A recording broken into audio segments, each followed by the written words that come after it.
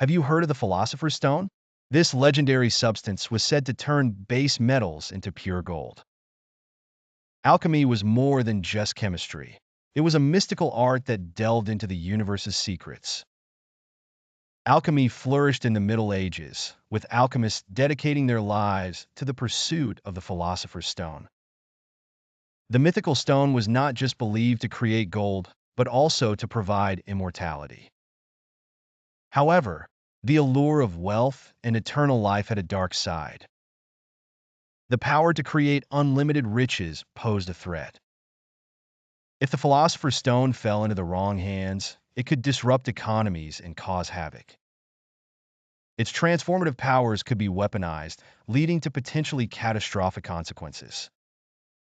This is why, according to legend, great measures were taken to keep its whereabouts and existence secret. Alchemists often wrote in coded language, embedding their discoveries in obscure texts and symbols to protect their knowledge. Tales tell of hidden manuscripts and lost alchemical scrolls. Some believe that the secrets of alchemy still lie undiscovered, hidden away by those who feared their power. While modern science has debunked many alchemical myths, the mystique of the Philosopher's Stone endures. It reminds us that the quest for knowledge can be as perilous as it is rewarding. Alchemy, with its blend of science, magic, and philosophy, teaches us to be cautious of our discoveries. For they can hold both the promise of great progress and the potential for devastating misuse. In ancient times, people believed that stars were not just distant celestial bodies, but held the secrets of human fate.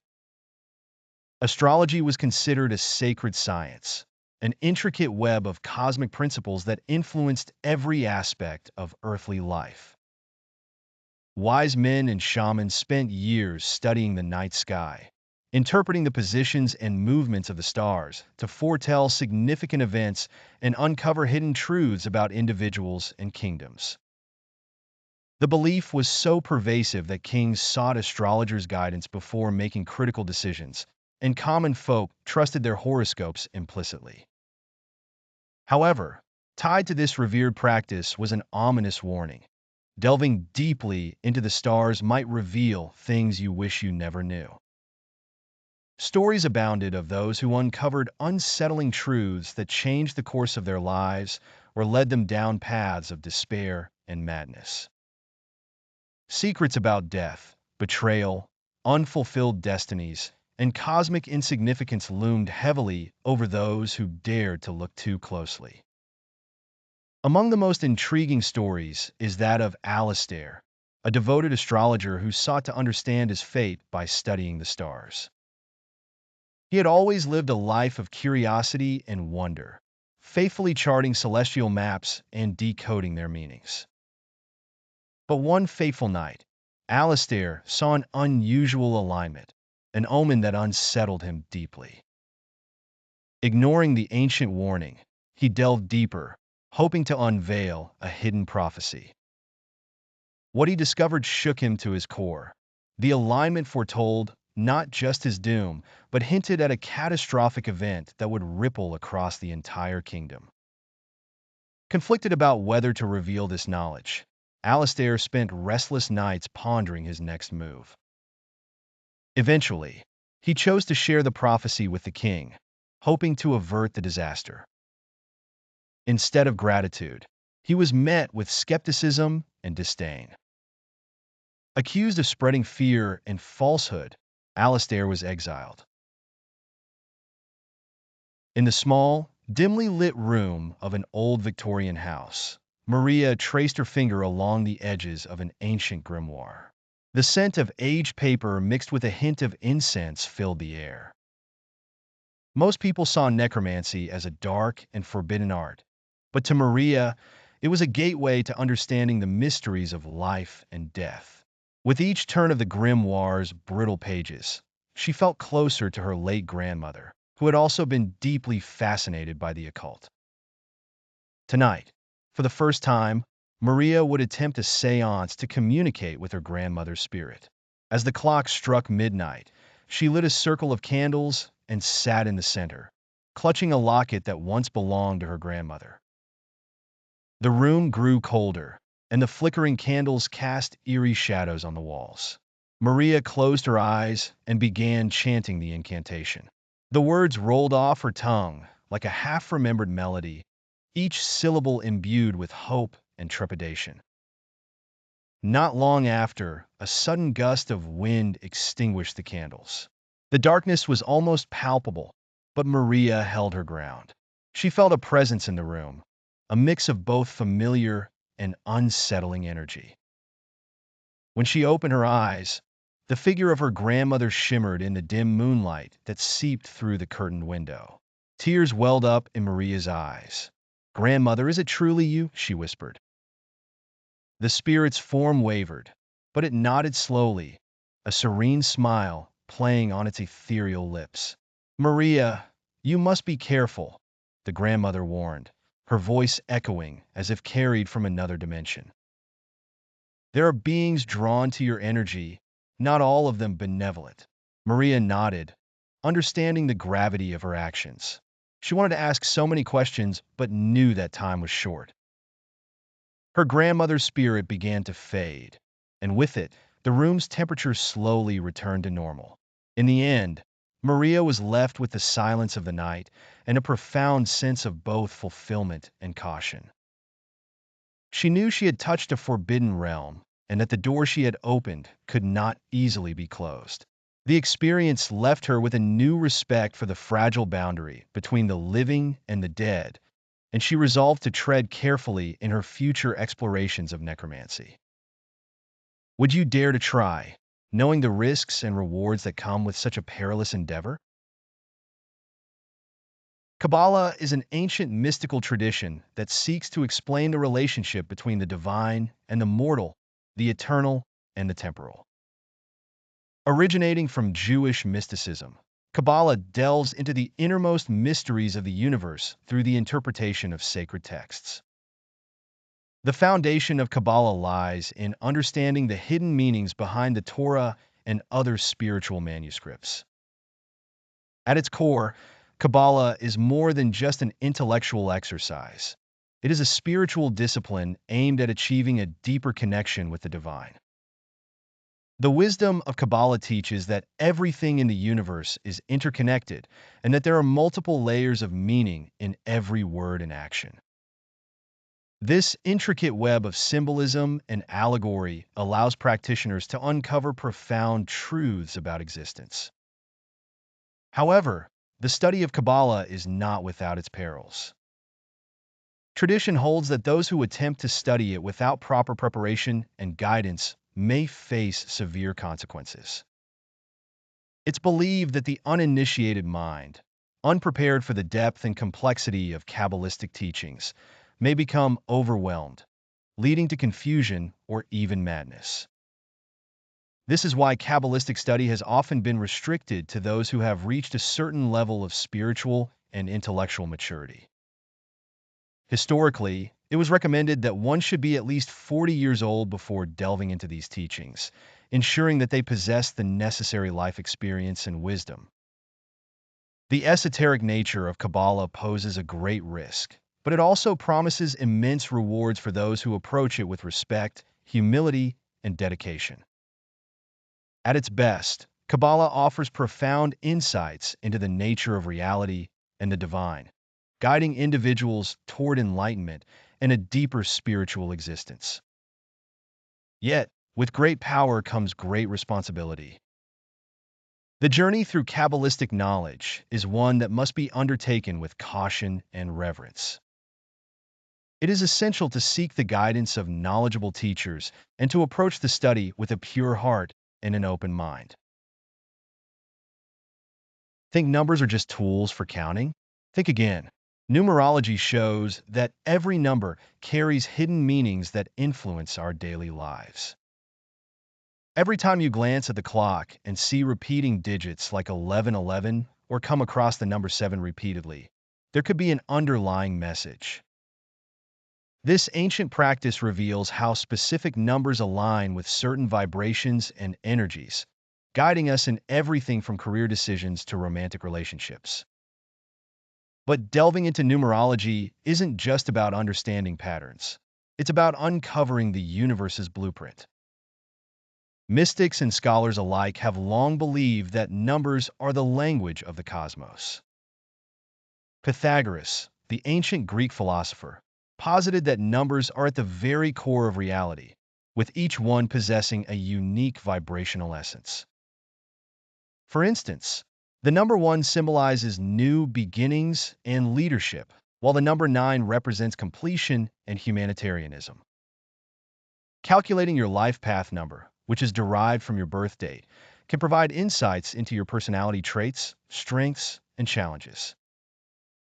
But beware, immersing yourself in numerology can sometimes open doors you weren't prepared to see. Some believe that by understanding these numbers too deeply, they might uncover predestined paths and ominous warnings. The number 13, often feared and associated with bad luck, might reveal deeper truths about cycles and transformation. By exploring these numeric pathways, you're not just learning about the world around you, you're delving into the very fabric of existence. The universe, with all its complexities, might just be a grand equation waiting to be solved. The real question is, are you ready to decode its numbers? In an ancient kingdom where the art of divination was forbidden, a young woman named Alara stumbled upon an old, dusty scroll in her grandmother's attic. The scroll contained spells and rituals that could provide glimpses into the future. Curious and eager to know her fate, Alara decided to perform one of the rituals despite the warnings that echoed in her mind. As she completed the ritual, a vision engulfed her. She saw herself standing on a battlefield, her hands stained with blood, a crown lying at her feet. Terrified, Alara pulled herself out of the vision, but the image was burned into her memory. Over time, she became obsessed with the vision, trying to decode its meaning and prevent the dark future she had seen. Her once peaceful life turned into a chain of frantic decisions, each one leading her closer to the vision she dreaded. She trained in combat, believing she needed to defend herself, and found herself caught up in political schemes she once ignored. Her obsession drove a wedge between her and her loved ones, isolating her. The vision, which was once a mere possibility, began to unfold precisely as she had seen. On the fateful day of the battle, Alara stood there, realizing the irony. Her actions to prevent the future had brought it to life. The crown at her feet was not a symbol of triumph, but a mockery of her attempts to escape fate. As she stood on the battlefield, she understood why divination was forbidden. Knowing the future had led her to ruin. Sometimes, ignorance truly is bliss. Throughout the ages, witchcraft has been shrouded in mystery and fear, often depicted as a source of formidable power and hidden secrets. For those brave enough to dabble in its practices, the allure is undeniable. Imagine having abilities that stretch beyond the confines of human limitations, the mastery of spells, the manipulation of unseen forces, and the communication with entities not of this realm. However, with such power comes great risk, and the cost can be dire. At the heart of witchcraft is the notion of control.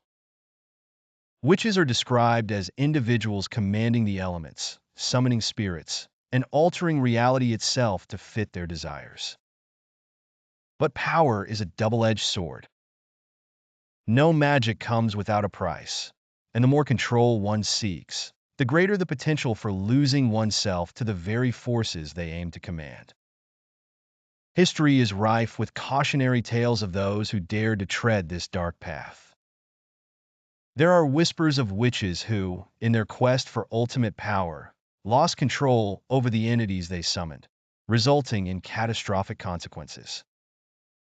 Spirits turned malevolent, elements became destructive, and the once powerful, which found themselves at the mercy of forces far stronger than anticipated. The study of witchcraft requires not just knowledge, but wisdom and caution.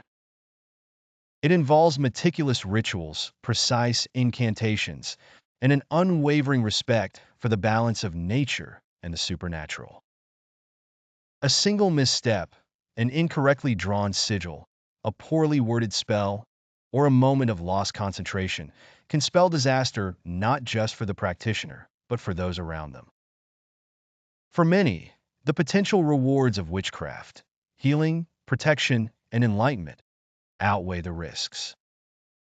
But it is not a path for the faint-hearted. It requires fortitude, a strong moral compass, and an understanding of the stakes involved. In some cultures, it is believed that spirits can possess human bodies. This dark science opens doors you might not want to open, where the ordinary mixes with the supernatural. Could you merely be a pawn in the hands of invisible forces? This narrative begins in the small, isolated village of Kyle, nestled in the heart of a dense forest. Life in Kyle was simple and quiet until the arrival of Soraya, a reputedly gifted spiritual medium. Soraya had come to assist the villagers with their troubles, particularly those concerning strange occurrences and unexplained illnesses.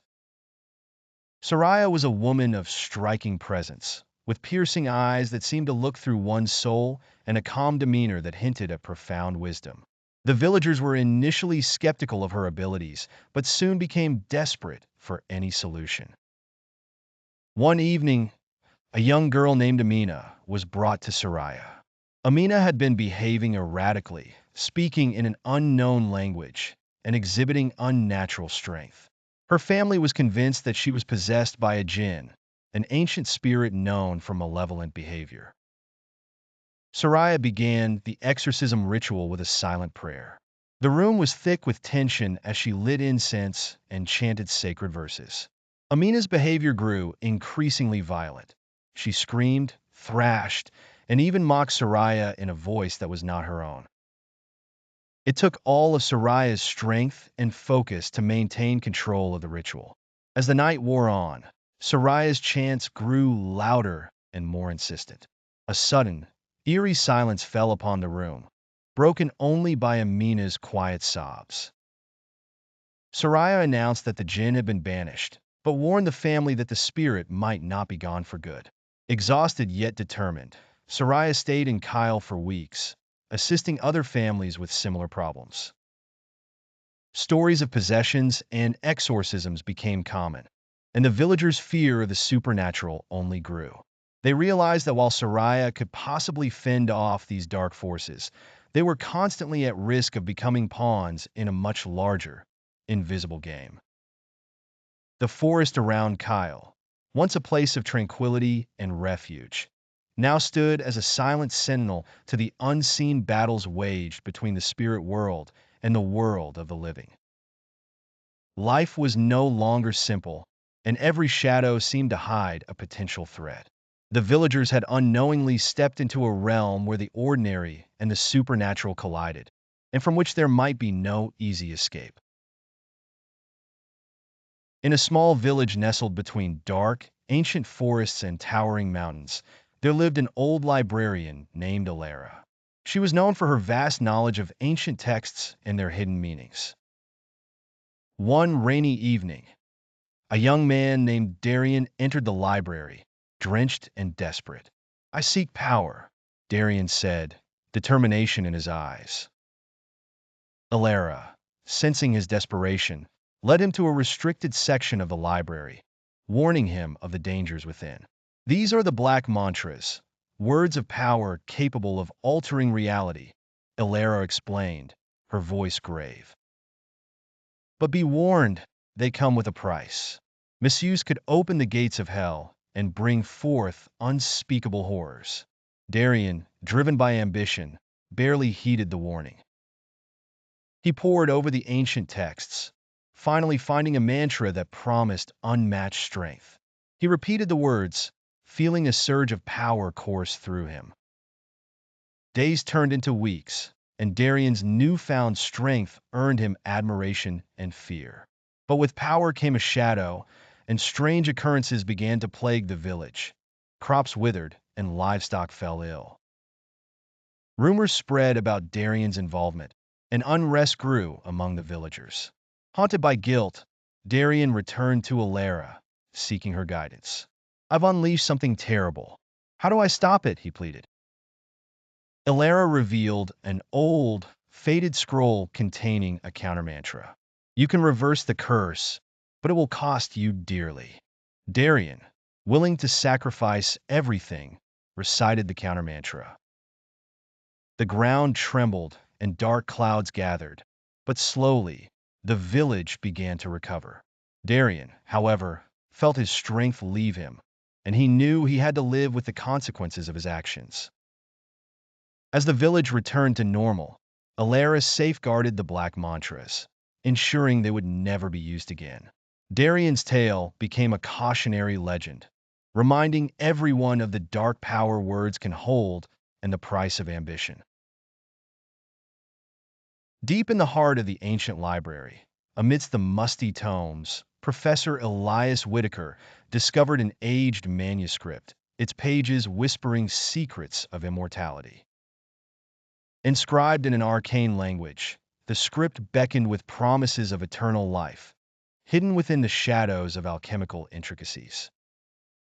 Elias, a man driven by unquenchable curiosity and a thirst for knowledge, embarked on a journey that would test his very soul.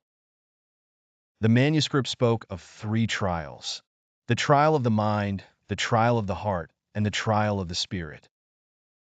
The first trial, the trial of the mind, demanded Elias to solve an ancient riddle that transcended human comprehension.